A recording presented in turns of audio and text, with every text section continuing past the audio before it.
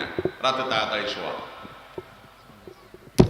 ডাক্তাররাও বলেন যে রাতে 10টা থেকে 2টা পর্যন্ত এই টাইমের ঘুমটা স্বাস্থ্যের জন্য খুব ভালো। এই টাইমের ঘুম বডিতে ইমিউনকে স্ট্রং করে, মানুষের রোগ প্রতিরোধ ক্ষমতাকে বৃদ্ধি করে। অথচ আমাদের দেশের বাস্তবতা কি ভাই? গ্রাম বলেন আর শহর বলেন, রাত 8টা 9টার পরে তো আমাদের দিন শুরু হয়, ঠিক না ঠিক? দিন শুরু হয় মানে আমাদের কাজ কাম, আড্ডাবাজি, যত রকমের টক শো, মিষ্টি শো আছে, যত রকমের আলাপ আলোচনা আছে, এশার নামাজটা একটা বোঝা। এটা শেষ করে ফেলতে পারলে এরপরে আমরা জামা কাপড় খুলে লুঙ্গি টুঙ্গি পরে আমরা আমাদের ডাইনিংয়ে বা ড্রয়িংয়ে আমরা আরামের সাথে বসে রিমোটটা হাতে নিয়ে এবার দেশ বিদেশের খবর সেটা নিয়ে ঘরোয়া টক শো আর মোবাইলে, ফেসবুকে, ইউটিউবে আমরা বিভিন্ন আপনার স্ক্রল করতে করতে করতে রাত 12টার আগ পর্যন্ত আমাদের ঘুম আসে না, ঠিক না ঠিক?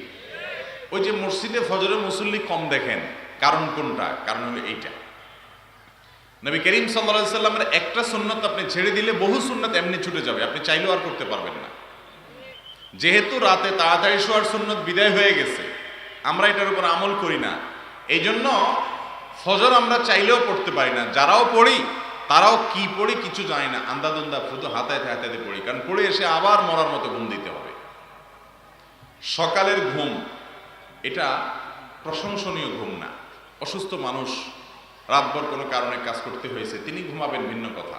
কিন্তু আমরা বেশিরভাগ মানুষ এখন অভ্যস্ত হলাম যে সকালের ঘুম তো যাইতেই হবে, ঠিক না ঠিক? কাইলুলা হলো সুন্নাত, দুপুরের ঘুম সেটা নাই। খেয়াল করেন সুন্নাতগুলো কিভাবে একটা একটা করে সমাজ থেকে দূরে সরে। রাতে তাড়াতাড়ি শোয়া সুন্নাত সেটা নাই, সকালে জেগে থাকা সুন্নাত সেটাও নাই, আবার দুপুরে ঘুম সেটাও নাই, মানে সব উলট পালট। দুপুরে ঘুমানো সুন্নাত, তখন আমরা ধুমসে কাজ করি, আর সকালে জেগে থাকা সুন্নাত, তখন আমরা ধুমসে ঘুমাই। সন্ধ্যায় তাড়াতাড়ি ঘুমাইতে হবে, তখন আমরা জেগে থাকি। ভোরে তাড়াতাড়ি উঠতে হবে, তখন আমরা ঘুমায় থাকি। পুরো লাইফস্টাইলটাকে শয়তান এমন ভাবে করেছে যে কোনোভাবে যেন জান্নাতে আমরা যেতে না পারি। এটা যদি আমরা বুঝতে পারি এবং সেটাকে আমলে আনতে পারি তাহলে কাজ হবে। আমার কথা ঠিক বলে লাভ নেই, আমল করার চেষ্টা করবো তো ইনশাআল্লাহ। আমি বহু দিনদার, বহু এমন মুসলমানকে বলে দেখেছি যে দিনের সব বিষয় পালন করার চেষ্টা করে, মাশাআল্লাহ। 5 ওয়াক্ত সালাত আদায় করেন, হালাল হারাম বাজ, অনেক নেক মানুষও পারে না। আবার কিছু মানুষ দেখেছি আলহামদুলিল্লাহ, তারা এই সুন্নতকে জিন্দা করেছে। এসার পরে তাদের জগৎ বন্ধ হয়ে যায়, মোবাইল অফ হয়ে যায়, তারা ঘুমায় পড়ে, দিন দুনিয়া দুইটার কল্যাণ হয়। ভাইরা আমার, রাতে তাড়াতাড়ি শোয়া এটা নবী করিম সাল্লাল্লাহু আলাইহি সাল্লামের এমন আমল ছিল, এই আমলের খেলাফ তিনি করতেন না সচরাচর। আর সকালের যে টাইমটা, ফজরের পরের টাইম, ভোরের সময়, এই সময়ের জন্য তিনি দোয়া করতেন, আল্লাহুম্মা বারিক লি উম্মতি ফি বুকুরিহা। আল্লাহ, সকালবেলার সময়টা, ভোরবেলার সময়টাতে আমার উম্মতকে আপনি বরকত দিয়েন। নবীজি বরকতের দোয়া করছেন। ও ছাত্র ভাই, রাত 12টা পর্যন্ত না পড়ে রাতে তাড়াতাড়ি শুয়ে যান, ভোর রাতে উঠে পড়া ধরেন, দেখবেন পড়াতে বরকত হবে, কারণ নবীজি দোয়া করে গেছেন।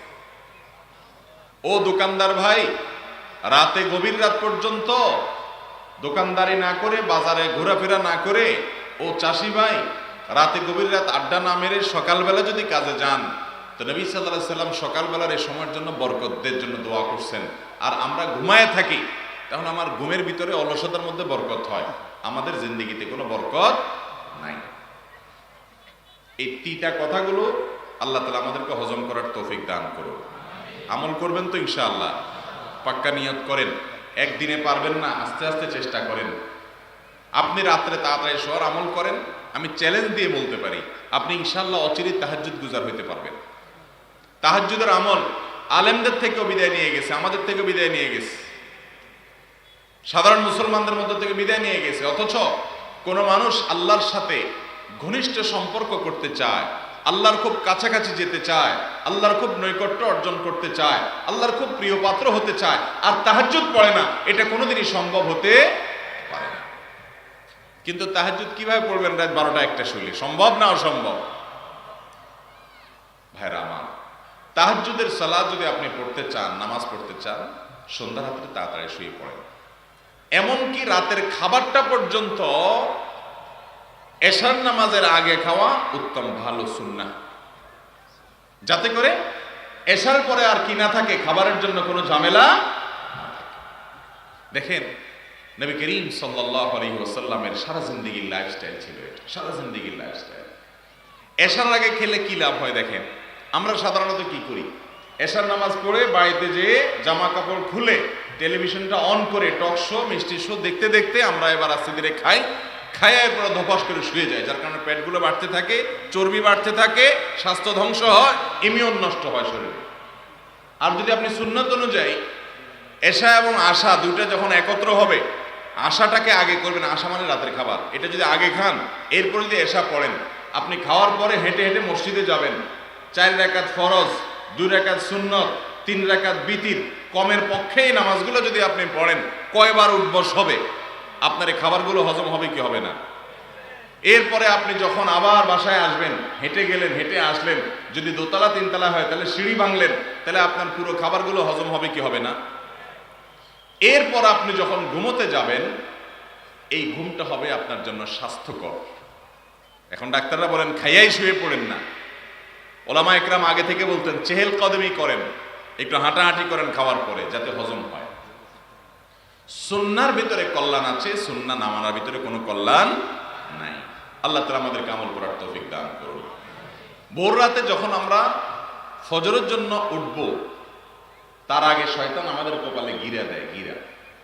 আপনারা হাদিস শুনেছেন, নবী করিম সাল্লাল্লাহু আলাইহি সাল্লাম বলেছেন, মানুষ যখন শোয়, মুসলমান যখন শোয়, ইমানদার যখন শোয়, তখন তার কপালে 3টা গিরা দেয় ইবলিস। এই গিরাগুলো দেখা যায় না, অদৃশ্য গিরা শয়তানে দেয়।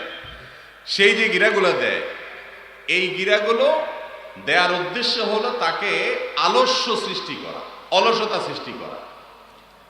আর কপালে কেন গিরা দেয় আল্লাহ ভালো জানে। তবে যে আকুপ্রেশার, আকুপাঞ্চার যে ট্রিটমেন্ট পদ্ধতি আছে, মানুষের শরীরে বিভিন্ন জায়গায় মাসাজ করে করে যে ট্রিটমেন্ট করা হয়, এই ট্রিটমেন্টের একটা পলিসি হলো, সিস্টেম হলো, যার ঘুম আসে না তার এই কপালে মেসেজ করলে ঘুম আসে। আপনি নিজে দেখেন, আমি বহু দেখছি, যখন ঘুম আসবে না, বাচ্চাদের বিশেষ করে ঘুম আসে না, বা আপনার অন্য কারোর ঘুম আসে না, কপালে বিশেষ করে ভ্রুর এখানে মেসেজ করলে চোখটা আস্তে করে বন্ধ হয়ে আসে। তো এটা তো এখন আজকাল আকুপ্রেশারের এই ট্রিটমেন্টের পদ্ধতি থেকে জানলাম, কিন্তু নবী করিম সাল্লাল্লাহু আলাইহি ওয়াসাল্লাম সেই 1450 বছরের হাদিস দেখেন, আপনি যাতে ভোর রাতে ঘুমে একদম মরার মতো ঘুমান, ঘুম যাতে গভীর হয়, ফজর যাতে পড়তে না পারেন, এজন্য কপালে 3টা গিরা দেয় ইবলিসে। কয়টা গিরা দেয়? গিরা দেয়। গিরা দেওয়ার উদ্দেশ্য হলো ঘুমটা ভালো করে আসা, ম্যাসাজের কাজ করতে পারে, বলতে পারেন। এরপর যখন মানুষ শোয়, ওই যে শয়তান যেহেতু গিরা দিছে, এই জন্য ফজরের সময়, বিশেষ করে শীতের সময়, মনে হয় যে মুয়াজ্জিনের আজান শোনার পর অ্যালার্ম দিয়ে রাখছেন, ফজর নামাজ পড়বেন, অ্যালার্ম বাজার পর মনে হয় এই আরামের ঘুম ছেড়ে কম্বলটা থেকে উঠলে মনে হয় লাইফটা শেষ হয়ে যাবে, এখনই মরে যাবো মনে হয়, এত ঠান্ডা। ইবলিস এসে কানে কানে বলে যে এই শীত, এই ঠান্ডার মধ্যে উঠলে একদম শেষ হয়ে যাবে। তখন কম্বল মুড়ি দিয়ে আরো আরাম করে ঘুমাই আমরা, ঠিক না? ঠিক। নবী করিম সাল্লাল্লাহু আলাইহি সাল্লাম বলেছেন, আমার কথা না। ইবলিস তখন এসে বলে রাত এখনো অনেক বাকি আছে, আর একটু ঘুমাও। মোবাইলে আপনি অ্যালার্ম দিয়ে রাখছেন, জামাতের আর 15 মিনিট বাকি আছে, তারপরে অ্যালার্মটা বন্ধ করে চিন্তা করেন 15 মিনিট তো আছে, আর 5টা মিনিট ঘুমাই। এই অসুবিধাটা আপনাদের হয় কি হয় না? আমার তো হয়। আর 5টা মিনিট ঘুমাই মনে চায়, তখন অ্যালার্মটা বন্ধ করে আরো একটু ঘুমান। এই যে 5 মিনিট ঘুমাচ্ছেন আপনি, রাতে 5 ঘন্টা 6 ঘন্টা ঘুমায়ও আপনার হয় নাই, কিন্তু 5 মিনিটের জন্য এখন আপনি এত কাতর হয়ে গেছেন। কিন্তু ইবলিস আপনাকে জামাত মিস করাইতেই হবে, ফজর মিস করাইতেই হবে, তার মিশন। এই জন্য দেখবেন ওই টাইমে মনে চায় আর 5টা মিনিট, আর 2টা মিনিট, আর 10টা মিনিট ঘুমাই। ওই 5 মিনিট আর 5 মিনিট থাকে না, এরপরে এক ঘুমে কখনো কখনো 7টা, কখনো কখনো 8টা। হ্যাঁ, যারা নিয়মিত নামাজি, যারা নিয়মিত নামাজের গুরুত্ব বুঝে, তাদের কথা ভিন্ন। এই রোগটা আমাদের মধ্যে আছে না নাই? মুহতারাম হাজিরিন, শয়তানের সাথে এটা হলো কুস্তি। আরে এই কুস্তি তো হয় আমার ঘর কি, কবি ও দবালে কবি তু দবালে। ইবলিসের সাথে এই লড়াইটা তো আজীবনের লড়াই। সে আপনাকে হারাইতে চাইবে, আপনি ফজর যেন উঠতে না পারেন। নবী করিম সাল্লাল্লাহু আলাইহি সাল্লাম বলেছেন, আপনি যখন এত যদি বাঁশির আওয়াজ হয় আশেপাশে, কেমনে কথা বলে? হ্যাঁ, আশেপাশে কি কোনো পুলিশ টুলিশ আছে নাকি? এত কিসের বাঁশির আওয়াজ ভাই? একটু পর পরে জোরে জোরে চিল্লায় ভলান্টিয়ার ভাইরা, এত জোরে বাঁশি বাজাবেন না আশেপাশে, দরকারে বেদরকারে অযথাই আপনারা বাঁশি বাজান না, খেয়াল রাখেন। এত আওয়াজ হলে তো কথা বলা যায় না ভাই। এ মাগরিবের পরে মাহফিল করলাম, কত সুন্দর নীরব, এত হইচই হইলে কেমনে কথা বলবো? বাঁশি দরকারে বাজান, একেবারে কাছে এসে কানে কাছে এসে পোঁ করে বাজায়। জি ভাই, তো যেটা বলতেছিলাম, রাসূল করিম সাল্লাল্লাহু আলাইহি সাল্লাম বলেছেন, বান্দা যখন ঘুমায়, ইমানদার যখন একটু সাহস করে হিম্মত করে ফজরের আজান শোনার পর, ওইটা আর একটু জোর করে বাজাইতেছে বাঁশি, বুঝছেন নি? ইবলিসে মনে হয় একটু খোঁচাইতেছে, একটু জোর করে বাজা, যাতে মৌলবী কোনো কথাই বলতে না পারে। বুঝতে পারছেন? সবাই তো সব জিনিসটা, আমার অসুবিধা, আমার সামনে কোনো আওয়াজ হলে আর কোনো কথা হবে না, আওয়াজ হলে আমার অ্যাটেনশন শেষ। ভলান্টিয়ার ভাইরা বাঁশি বাজানো বন্ধ করেন না, আর বাড়াই দিচ্ছে দিয়ে বেচারা, চেতে গেছে মনে হয়। আচ্ছা যাক, তো হাদিসে যেটা আসছে ভাই, আমরা যখন ঘুমে থাকি তখন ইবলিস তো ওই যে ঘিরা দেয়, কিন্তু ইমানদার যখন একটু হিম্মত করে কম্বলটা ফেলে দিয়ে, কাঁথাটা ফেলে দিয়ে উঠে যায়, আল্লাহু আকবার, আল্লাহ বড়, এই ডাকে, সাথে সাথে ইবলিসের দেওয়া 3 গিরার 1 গিরা খুলে যায়, 1 গিরা খুলে যায়। গিরা যে খোলে, এটা আপনারা ফিল করেন কিনা যায় না, আমি ফিল করি। আমি একটু বলি, আপনারা খেয়াল করেন, দেখবেন প্রতিদিন ফিল করবেন, অনুভব করবেন। আপনি লক্ষ্য রাখেন, কম্বলের ভিতরে যখন থাকেন, লেপের ভিতরে যখন থাকেন ফজরের আগে, তখন মনে হয় উঠলে শেষ হয়ে যাবো এই ঠান্ডার মধ্যে। যেই মজার ঘুম ধরছে, খেয়াল করেন, সন্ধ্যা রাত্রে ঘুম আসে না, 10টা 11টা 12টা ছটফট করেন, ঘুম আসে না। এরপরে ভোর রাত্রে এমন ঘুম আসে, আপনার আর ঘুম ভাঙতে চায় না, ঠিক না বেঠিক?